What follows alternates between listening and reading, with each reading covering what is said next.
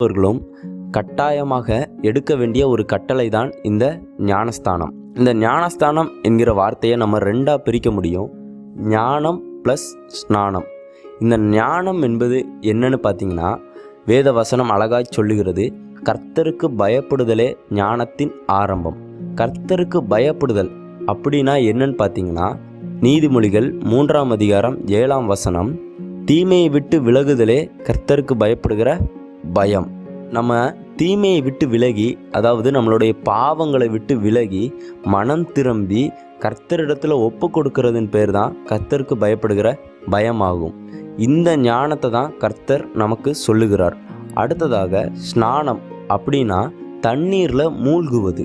இது எதற்கான அடையாளம் என்று பார்த்தீங்கன்னா, நாம் இந்த உலகத்திற்கு மரித்து அடக்கம் பண்ணப்பட்டு நீதிக்கு உயிர் பிழைத்திருக்கிறோம். அதாவது கிறிஸ்துவுக்குள் உயிர் பிழைத்திருக்கிறோம்.